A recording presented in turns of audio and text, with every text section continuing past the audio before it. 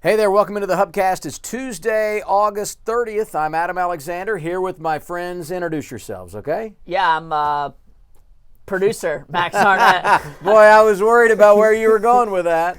I'm the booth producer, Russell Wenrich, or stats guy.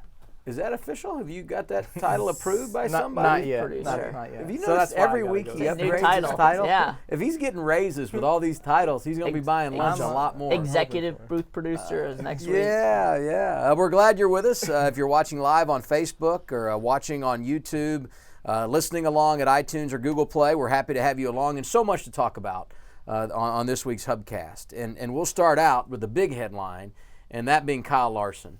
We've known for a while that these young guys had a chance to win. Okay, we got Chris Buescher who pulled the upset at Pocono. But when you talked about a guy that was outside the top 16, getting a victory to really shake up the Chase standings, you knew at the top of that list of potential winners was going to be Kyle Larson. And he went out and did everything he needed to do and finally delivered first career win at Michigan, and a real popular victory too. I was super excited. I was here producing Victory Lane with Larry Mack and JR, and we're in the control room getting ready to shoot the show as soon as the race ends. So we're watching those last few laps coming down in the control room. And with Chase Elliott and Kyle Larson battling, it's been the first time in a long time. I had like butterflies watching that. I was genuinely excited. Most of the time we're getting our business, we're getting our notes in order for the end of the race, whoever's going to win. This time everybody's watching, just enthralled with the race because it's a first-time winner. Either way that went, and it was very exciting. You and I have been in the TV booth so many times when you have those kinds of races, and you just can't help but feel the energy of the moment. Oh yeah, like you're cheering for them to win. One of those two guys. It was exciting no matter what happened. But I think Chase Elliott kind of overshadowed Kyle Larson once he came in. So it was a big moment for Kyle. It really was, and he, you know, for me, and I think you can look at this Kyle Larson victory in so many different ways. You know, certainly the here and now is he's in the chase. It's his first career victory, and he's kind of solidified himself now as that guy we thought he was going to be, because we have been discussing the potential for him to win for a long time, really dating back to the chase in 2014. He wasn't a part of the playoffs, but made that great run throughout those final 10 races. And I think last year we all said, okay, 15 is going to be the year. Kind of had a little bit of a slump season, and this year so close so many times. So he finally gets the win.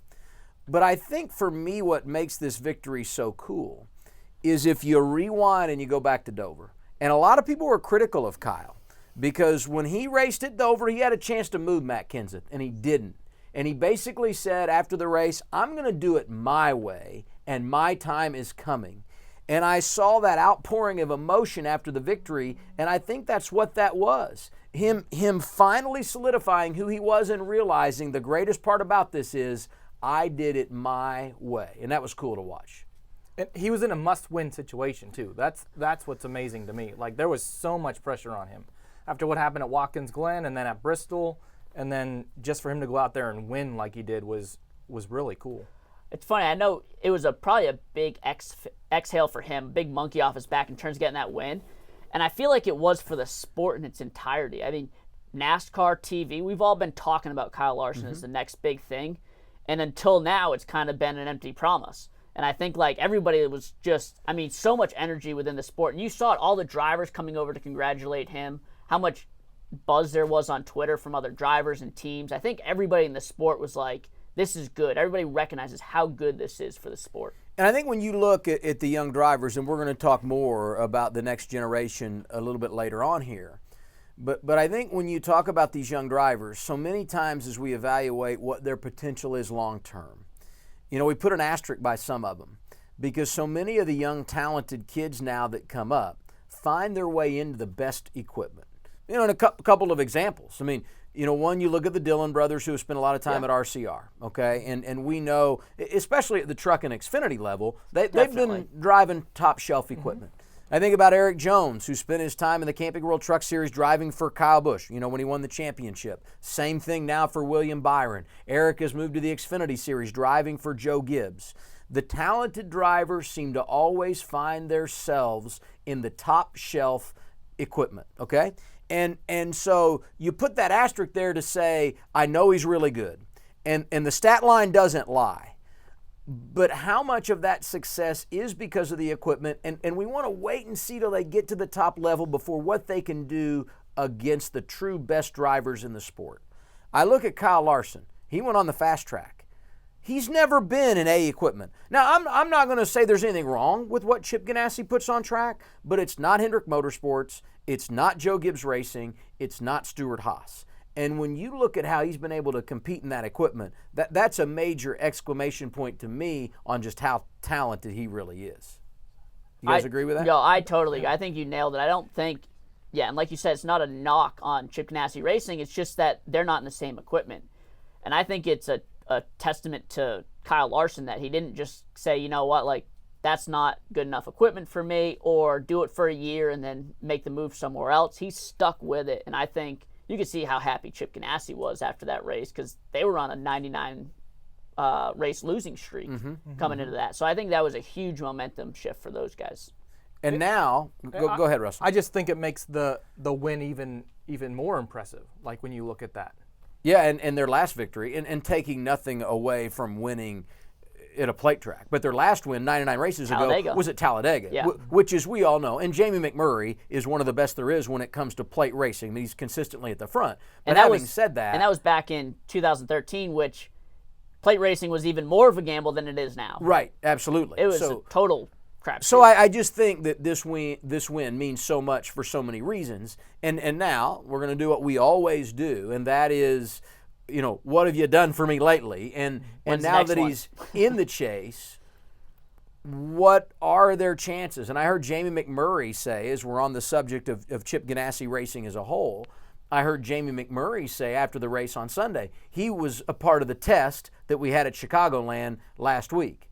He said the cars that they put on track at Chicagoland, the Chip Ganassi cars, were better than those that they were competing in Sunday at Michigan.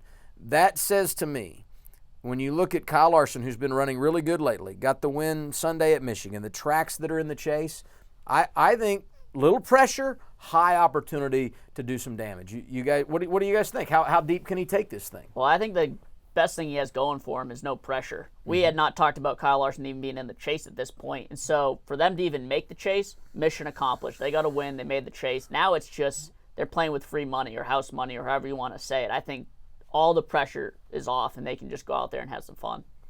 I think Chip Ganassi Racing's been running really well this last month. Yeah. So I don't think there's any reason not to think they can't go to round 2, even 3.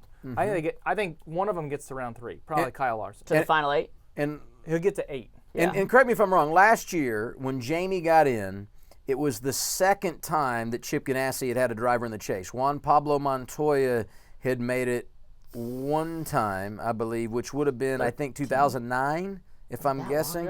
I could be wrong on that. But I do believe last year was the second time Chip Ganassi had ever gotten a car in the chase. This year, you got to like their chances of getting both in, unless we get another first-time winner. Jamie McMurray is on the chase bubble right now.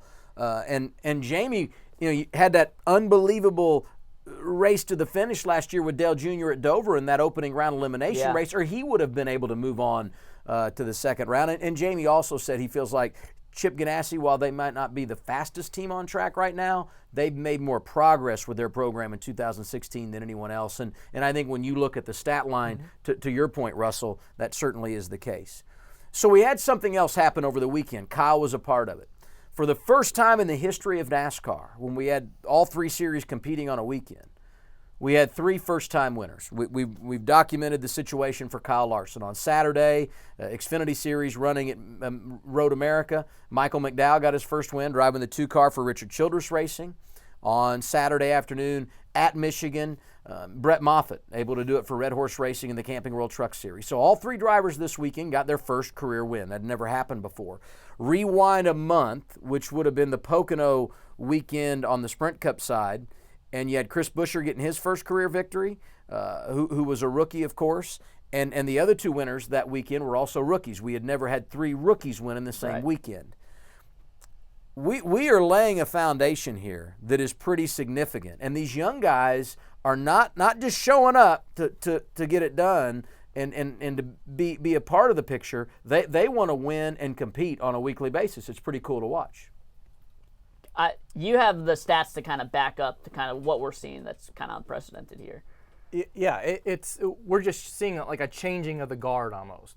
Like with you see all these young guys, and you have all the old guys that are about to retire. But I would say this, and we talked about this last week. You know, we've got 8 drivers now. If you just go to Darlington this weekend, we're going to have 8 drivers on track that have won a Sprint Cup championship. Okay, they've combined for 18 Sprint Cup titles, which is huge. Yeah, you can only win one a year. Yeah, Jimmy Johnson has 6, 4 for Jeff Gordon, 3 for Tony Stewart. So there's 13. Okay, Kevin Harvick has 1, Matt Kenseth has 1, Kurt Busch, Brad Keselowski, Kyle Busch. Okay, those are the 8 drivers that have won a championship, but they've combined to win 18.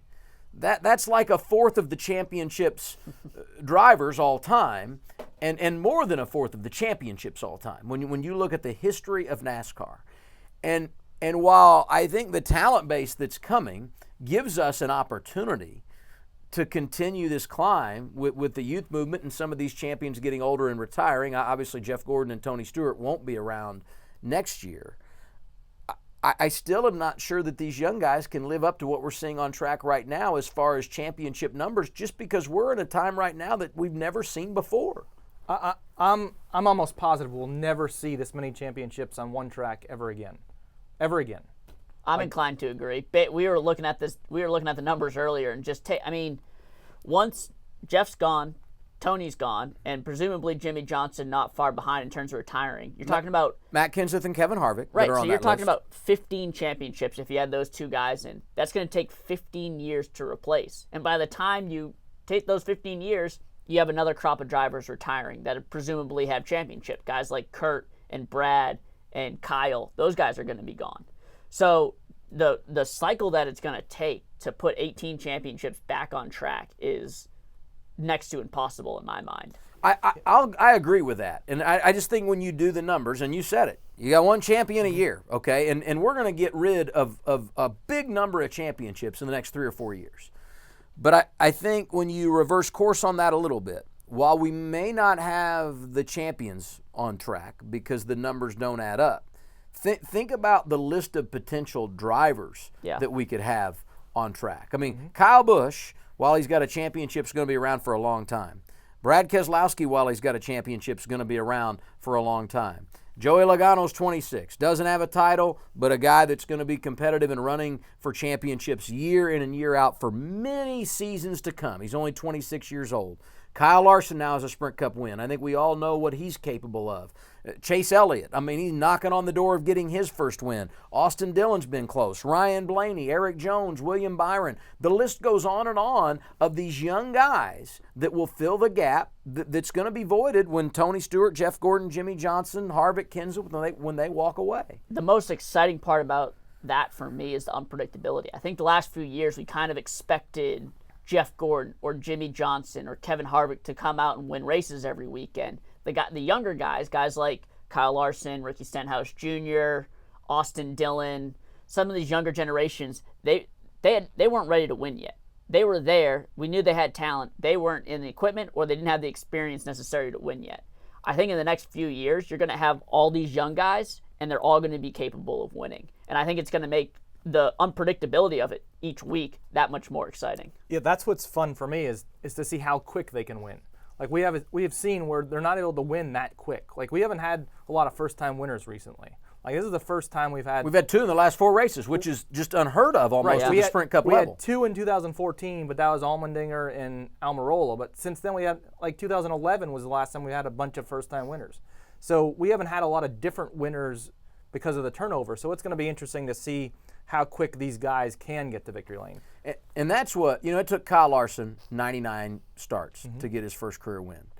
And his first start came in 2013. He started running full-time in 2014. So in his 3rd full year is when he got his first career Sprint Cup victory. And he's been close, but as we all know, a lot of guys have been close. And some never even able to get to victory lane. Second's great, but it's a big difference when you get one more position. And I think, I think about that for Chase Elliott. And I, you know what, Chase is being really hard on himself after the way things went on Sunday. And I think that was compounded by what happened the last time we went to Michigan. He was second in both races. at Michigan this season. But when you put it in perspective, he was that close. And let's just say he would have finished the deal. He would have won in his 29th career start. Now that's pretty quick when you look at averages on how many races it takes a guy to get to victory lane, right? But then you put on top of that the level of competition today. I appreciate Chase Elliott being the competitor that he is and having the expectation for himself that he does. But the bottom line is, if you can win your first 30 starts in this day and age, I don't care what team you're driving for, that's outrageous to accomplish. We just don't see many rookies win.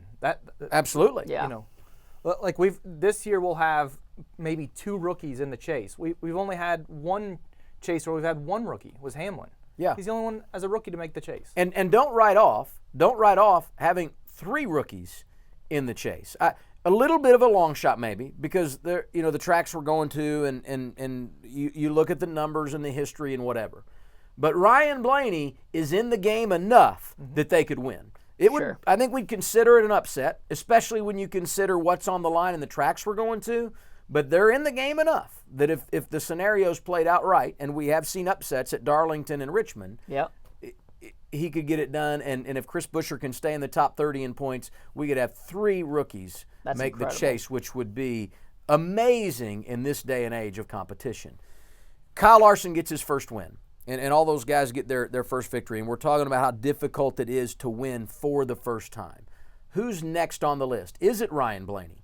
Is it Austin Dillon, who I think is going to be in the chase? Is it Chase Elliott, who's been second a couple of times this year? Where do you guys lean for the next guy to go to victory lane at NASCAR's top level for the first time in his career?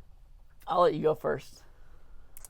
Well, I think you have to say Chase Elliott's the obvious choice, but I would almost look more to Eric Jones. Really? Really? Because it's going to be And we hard haven't heard about how many starts he might make later this year. There's been no plan laid out. But you're thinking more next year. Yeah, I'm thinking more next year because these chase races it's going to be a chase guy winning these chase races. Like I said that earlier today. I agree with you. And it's going to be like a top chase driver. Like if you're going to be running well, you're going to win. So I think next year, I don't think we see another this year. I think it's going to be next year. Mm-hmm. And I agree. I think it's next year, and that's kind of why I look at Chase Elliott. And obvious choice for a good reason. Michigan, they've been running this downforce package that they're going to run in 2017. Mm-hmm. Great point. Second, and they may adjust it a little bit, but he ran second both times with that low downforce package. And if Hendrick has a nice jump on it, which it appears they do because those are the only races they've been good at in a stretch, then I expect him to be fast again next year. They're going to take portions of this package and use them next year. It won't be this full package, I don't Sure. think. So, there's adjustments to be made, but clearly Hendrick's hit on something with that package that they like. So you say the next first-time winner is going to be Chase Elliott, and I like your way of thinking there. And I think if you were a betting man, it would be easy to put the money on Chase Elliott. He'd be the odds-on favorite. And if we called our friend Todd Furman in Las Vegas, if there was a bet, next first-time winner in the Sprint Cup Series, I would say the favorite would be Chase Elliott. I was talking to Todd this past week. He goes, hey, by the way, bet Michael McDowell. Michael McDowell is definitely going to win that race. Yeah, he nailed it. Yeah, those guys in Vegas, they do their homework. And you say Eric Jones. And I can't argue with that either. And I think the only thing that would concern me on Eric Jones is the fact that it is a second team.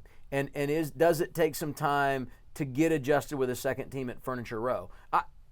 All signs point to that team is buttoned up and where they need to be.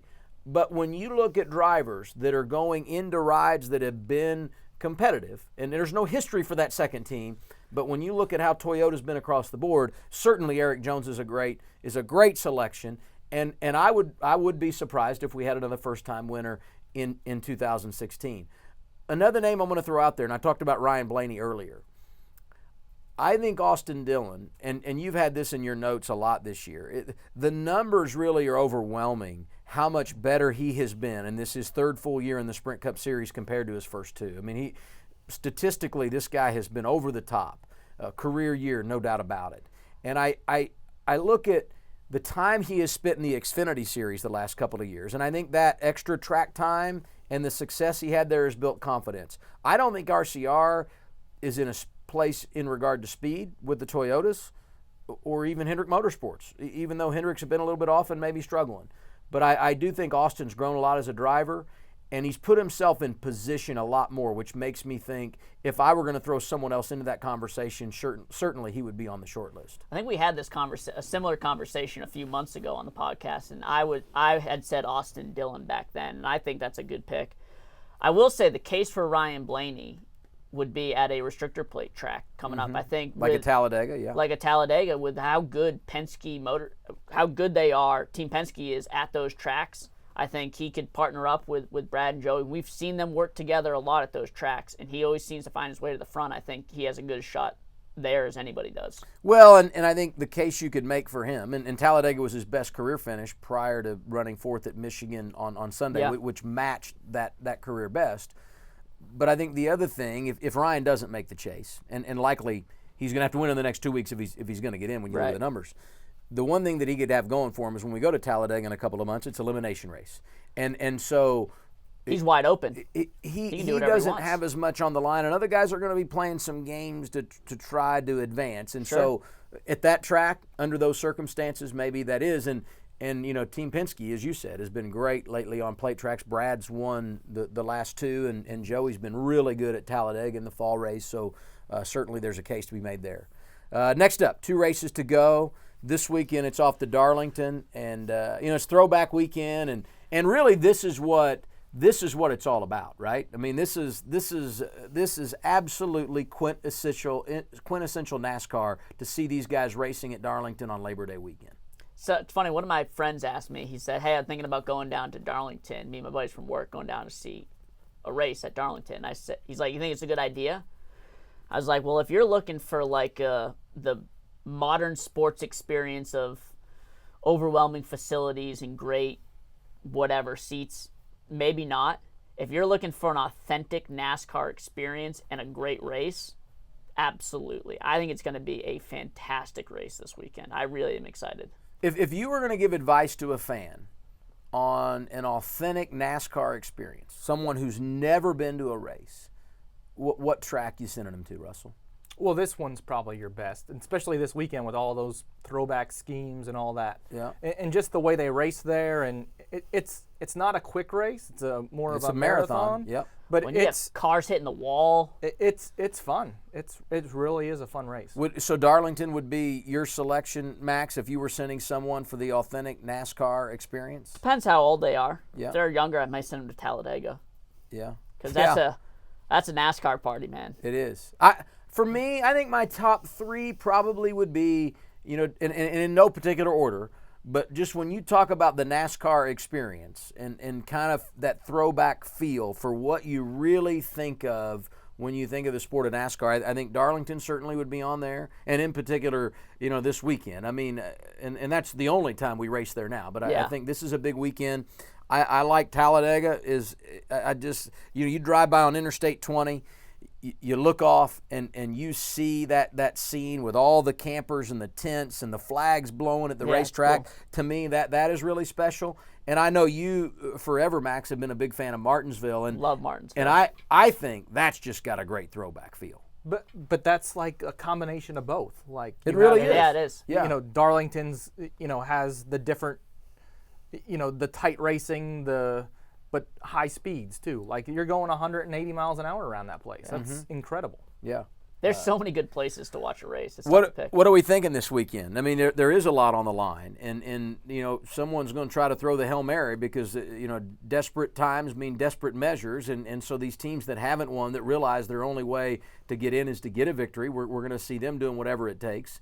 And for the others, it's simply trying to win one of the sport's most prestigious races in the Southern 500. So how do you guys see this thing playing out? Well, what are your predictions? I don't think we see another first-time winner this season. I think we see someone that's already won this season win this race. I do think the battle around the points bubble is going to be fascinating to watch. Guys like Jamie McMurray, Ryan Newman, Chase Elliott, and Austin Dillon. And you could throw Ryan Blaney, you can throw Trevor Bayne in there as well. I think those guys are going to be something to watch because they may not be up front. They may be out back. They're going to be moving up and down all race. I think it's going to be a very interesting race. How do you see it, Russell, this weekend? I see a Gibbs car winning. A Gibbs car. They've won the last two at Darlington. Matt Kenseth 2 years ago, and last year Carl Edwards. Came from 2 laps down to win. That's right. Which is incredible. Mm-hmm. Yep. And when you look at where they've run well this year, and with the original low downforce package, not the low package that we ran at Michigan, all signs would point to Gibbs being really, really good at Darlington. Max, who would you say a Gibbs car, Russell? You want to narrow that down? You just going Gibbs? It's too hard on that one. Okay, all right, that's fair. What do you think, right. Max? Who has a big team that I can pick? You want to pick Hendrick? How can I get 4 guys? I'm going to take Stuart Haas this weekend. It turns out. I do like Stuart Haas. I like Kevin Harvick at Darlington. Mm-hmm. I like Kevin Harvick. Won there a couple years ago, 2014, his first trip there with Stuart Haas. I'll tell you what. I'm going to go. I mean, I like the Toyotas, and I think Martin Truex Jr. I think those evening races at the intermediate type tracks have been really, really good for the 78. And he's been on another level in those races. Yeah, and I just, you know what? That's going to be my pick. I'm going to pick Martin Truex Jr. And our last crown jewel was the Coke 600. I think we all remember what happened there. Is that why you wore? That's right. I got on my black today. and orange. Yeah, these are my furniture row colors. There you go. I planned that. Anything else you guys want to add here? I'm excited for these last 2 races. I was telling you earlier, I think the way the end of the season shapes up with going to Darlington and then short track at Richmond, I think it's going to be some really good racing. I'm excited. It's one of the funnest parts of the season, in my opinion. It is very enjoyable. So, do you think we'll have a change in the bubble? I don't. I think we talked about it earlier. Chip Ganassi's running really good, and I think that Jamie McMurray's going to do what he needs to do to stay inside the top 16. I think Chase Elliott plus 27. That cushion is strong. I think that team is going to be fine.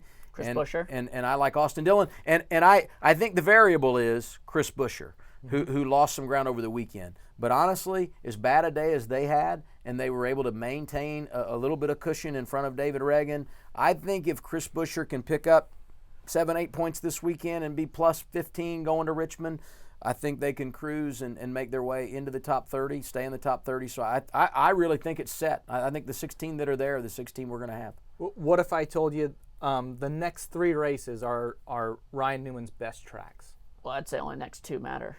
Yeah, okay. I would say not so good that he's going to pick up 15 points on Jamie McMurray. That would be my prediction. Okay. You disagree? I just think he's so good of a points racer that, he's shown over the years that he is. But if roles were reversed, I'd say you could hold him off. Gaining points, I would say no. That's fair enough. On race day, we did a Connect Live question. We asked the fans, do we see a shakeup in the chase? We asked this before the Michigan race. Wally Dallenbach and Larry McReynoldsville said no. This is our 16. Fans voted 73%. Yes, we do see a chase shakeup. They were right. I think we see another one before we get to Chicago. I know. I like the 16, and if I had to say that there is going to be a shakeup, I think it comes with Chris Buescher. I feel good about those 3 guys that are in on points, and the variable being, obviously, if Chris Buescher falls outside the top 30, that changes the cut line. You pull him out, and Ryan Newman then is comfortably in. I think something big happens at Darlington. I think someone big name knocks down the wall, and we're off to the races. In terms of what's going to happen. Hey, I'm all for it because it gives us great material on the HUBcast. Sets us up for Richmond too. That's right. That's slobber right. knocker. I had fun. Did you guys have a good time here? All right. Yeah, it was fun. All right. So you got a Stuart Haas car and you got a Gibbs car, and I'm taking the 78. Appreciate you guys playing along. Oh, I picked a car. All right. Thanks for being with us on the HUBcast. If you were watching on YouTube or live on Facebook. New Hub time. Oh, that's right. We got to promote the new Hub time, 6 p.m. Eastern on Monday. Yeah. On Labor Day. Yeah. Thanks, Max. That's why you're a producer. You remind me of that I'm always stuff. thinking. See, if I had the IFB in, someone could have told me and they wouldn't have known I was an idiot and forgot. All right. We'll see you Monday at 6 on FS1 and get that iTunes subscription and listen to us on Google Play. We'll see you next time.